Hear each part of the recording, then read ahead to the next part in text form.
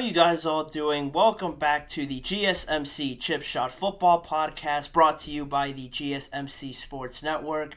I'm your host, Manny Maradiegue, live today on May the 28th with another round of stories to get into on today's episode around the NFL. We're going to be talking some more wide receiver rankings, or actually the first installment of the wide receiver rankings of the GSMC Chip Shot Football Podcast, so we're going to dive into that. Then DeAndre Hopkins said this could potentially be the best wide receiver group he could have ever had in his career. So we're going to analyze that and go through some of the wide receivers he's played with and if I agree with it or not. Plus a piece of news that was announced just about an hour ago. Nico Collins and the Houston Texans agreed to a contract extension. I'll bring you guys all the details to that and what it does mean for the rest of the NFL and for the Texans as well. So stick around and find out more on those topics. Please remember to like, follow, and subscribe to the GSMC Chip Shot Football Podcast. And before I start, as a reminder, use the tip and donations link, gsmcpodcast.net, with any of your questions or comments. By using that link, I can see your questions pop up on the chat box, and that way I can get your guys' perspective and thoughts on anything I say or on any of the topics on today's episode. It's a massive help for the show, so again, please use the tip and donations link, gsmcpodcast.net, with any of your questions or comments. But like I said before, we're going to keep going with the rankings, but this time switching it up a little bit and going to the wide receiver groups, again starting from the NFC North, and we're gonna go through each division one by one in each new episode. So the wide receiver groups, a pretty interesting one here with the NFC North. A lot of good young talent that I got a chance to rank on today's episode. So without further ado, I will start with this at the number 4. Or actually, as a preface, the criteria I sort of based this on for this group of positions in the wide receivers, I based it off on reputation, the sort of background and statistics that some of these receivers have, the versatility, what each of them brings to the collective group of their wide receiver position, and also how many good wide receivers does each of these teams have, all went into my criteria on how I base these rankings. So now I can start and have at the number 4 spot the Detroit Lions. Maybe a surprise to some people, considering that they won the NFC North last year and they just paid Amon-Ra St. Brown a lot of money. And he is a great receiver, but at the same time, just based on some of the outlines that I've laid out here before, you have Amon-Ra St. Brown, and then the next good wide receiver I think that has like the most talent and upside would probably be Jameson Williams, who you see there on your screen in the middle. And after that, you go to a tight end, and you have Sam Laporta, who I do know is a great tight end, a great young tight end that really broke out last year for the Detroit Lions and was a huge part to their success. He had a great connection with Jared Goff. So those three, or just really Amon-Ra St. Brown and Sam Laporta, are the biggest ones that contribute to this success. They provide the versatility. They have that reputation a little bit now as being some of the best at their positions. And also with that, you get to Jameson Williams, and I put him on the screen because I think he has the potential to form a big three here with the Detroit Lions, but we really just haven't seen it yet from him. You know, he had the whole gambling situation going on. Then he came back, and he still really hasn't broken into, I think, gaining that trust from the team as of yet. Only really used as a deep ball option. And then other than that, you know, they have some other options at receiver, Khalif Raymond and Donovan Peoples-Jones. But in terms of just these two, they have two really good options and maybe a third that could be on the way. So I have them at number 4 for that reason.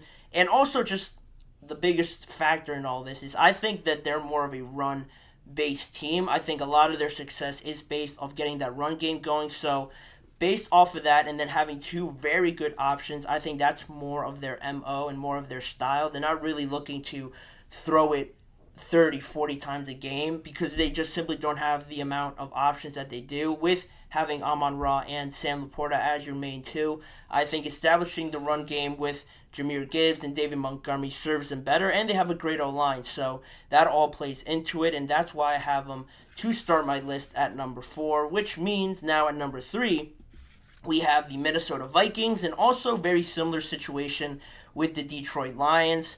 Justin Jefferson, one of the best, if not the best receiver in the entire NFL.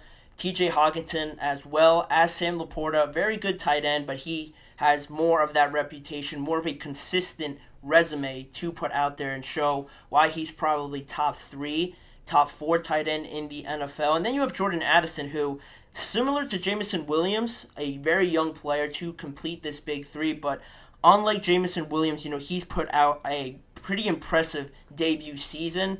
With Justin Jefferson in and out of the lineup, Jordan Addison sort of stepped into that wide receiver 1 role and tallied almost 1,000 yards. He had 911, 10 touchdowns in his rookie season. So very impressive numbers to start off his career with the Vikings. So if he built off of that, now playing off of Justin Jefferson and all the attention he's going to attract from opposing defenses, I think he could be again getting geared up for another great season, maybe a 1,000-yard season for Jordan Addison in his second year. TJ Hockenson as well, playing there with Kirk Cousins, was benefited a lot from that relationship with how much Kirk Cousins uses the tight end. How that changes, you expect there to be some slowing down from that because they have a rookie quarterback maybe, or Sam Darnold, but as the criteria goes, they have the reputation with Justin Jefferson and TJ Hockenson, the versatility with all of them. I think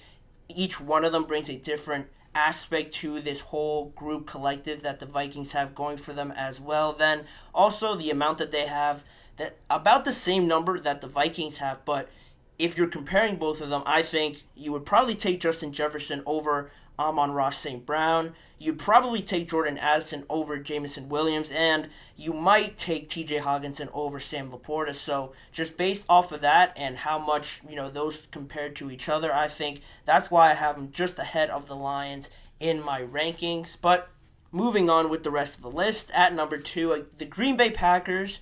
Another surprise in this list, but I have some reasons for it. I do have some reasons to back it up. Very young team in the amount of wide receivers they have, but that's really where I'm going with all of this.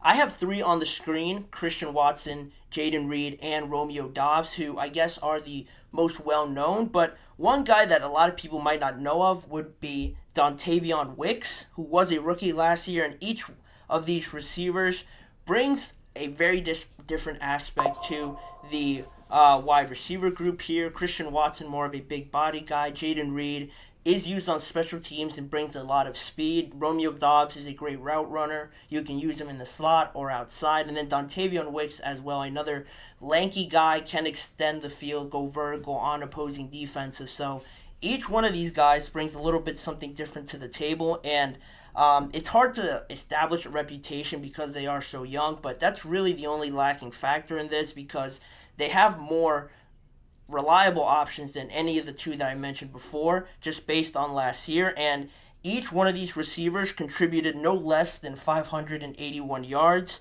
Christian Watson played only 9 games, but he recorded over 400 yards in 2023. So you get the versatility there because there is 4 of them, and that they each can contribute different things to the Green Bay Packers. And still, individually, there's more to prove from each of them. I don't think you would confidently say one of these 4 guys is a clear wide receiver 1, but I don't think they really have to be, based on how the Packers use them, based on how Matt LaFleur runs his team, how they play off of the run, and how they have all these different options.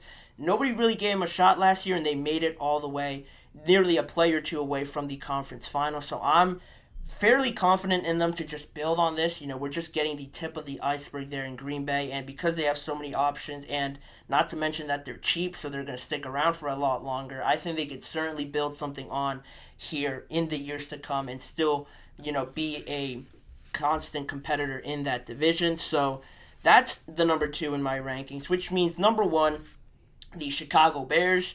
Another, kind of iffy pick, I guess, for some people, but in my mind, I think they're clear number 1, just because, They have everything that I've established as the criteria, really the reputation with Keenan Allen, one of the best in the NFL on his own. DJ Moore really stepping up in these last few seasons to be the number one receiver for the Chicago Bears. So you already have two number ones there. Then you have Rome Odunze coming in as well as a top 10 pick.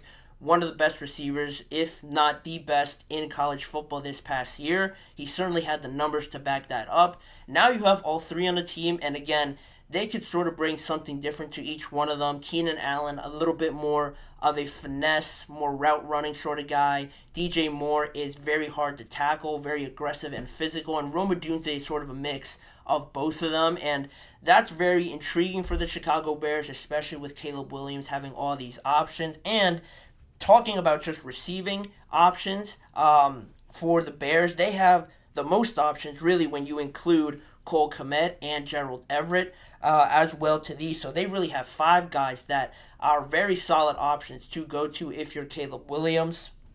And because of that, Cole Kmet, not really an established guy as of yet, but he is certainly building a good resume for himself coming off of his best year, 90 receptions, 719 yards. And also, like I mentioned before, DJ Moore coming off of his best year, nearly 100 receptions, over 1,300 yards, and 8 touchdowns. So I think offensively, they're very much packed there on the offensive side, really have a lot of options for Caleb Williams. And you could take any one of these three guys you see on the screen and probably be very confident as your number one and definitely your number two receiver. You have basically two number ones, like I said, in DJ and Keenan, and I think Rome's going to definitely blossom into a future number one receiver. Now you have all three of them on your team. I think this is gearing up very well for the Chicago Bears to have a lot of success, and that's my rankings. Let me know what you guys think on this first installment of the wide receiver rankings.